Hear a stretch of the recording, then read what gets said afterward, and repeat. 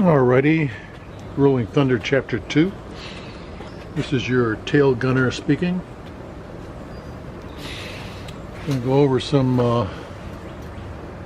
ride safety information, lane change, formation protocols. Rarely, if ever, do we have a safety meeting before each ride. So I think it's a good idea if you all would listen up to this information, so that when we do go, at least you have in your mind what the basic protocols are for a safe ride. I want to focus on two things: formation and lane change. So here you have a road captain, and then you have the bikers behind them. Notice the formation that I am forming here. The formation is tight, with a 2-bike space between each bike, or the 2-second rule they call it. And then back here you have the tail gunner. Okay, so you got the road captain and the tail gunner. We are in charge of keeping the group together. We are in charge of making sure that we get from point A to point B and safely. So we want this formation to be tight. If there's a biker lagging behind and giving space for a car to get through, that's breaking up the formation. Try not to break up the formation. If you feel that the group is going too fast and you can't maintain your formation, then come back behind the tail gunner and go at your own pace. Lane changing. The captain will decide what signals he's going to apply during the trip. One signal would be lane changes. If he turns his left signal on and extends his arms, we're using both hand signals and electronics. Each biker behind him is supposed to transmit that signal to the tail gunner.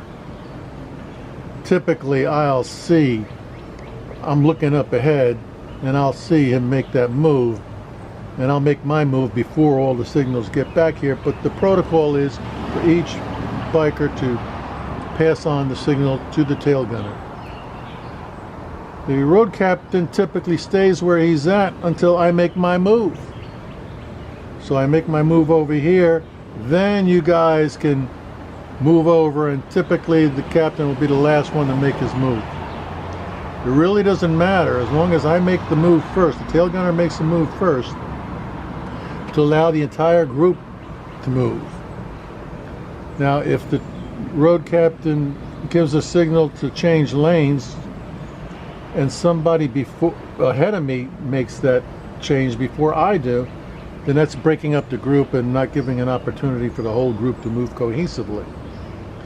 So when there's a lane change going on, the road captain will give this signal, to pass the signal back, and then as soon as I can, assuming there's no cars coming, I will set up a block so that further cars will have to stay behind me, and it'll give you time to make your move, either together or one at a time, whatever the case might be, but you all go. Same thing if the road captain goes and makes a right lane change.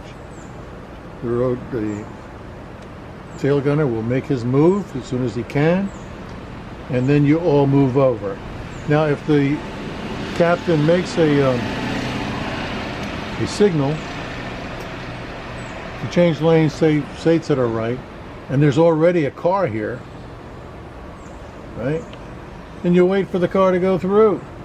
Once the car goes through, I'll make my move right away, but let the car go all the way through, then you make your change. This is strictly for safety precautions. The road captain determines which way the group is going to move. If he will go over hand signals down the road, but the main thing is to maintain a tight formation And when a lane change is being made, you look in your side view mirror and to see if the tail gunner has made his move. If he has, then it's okay for you all to move over. Any questions? Ask your tail gunner. Thank you.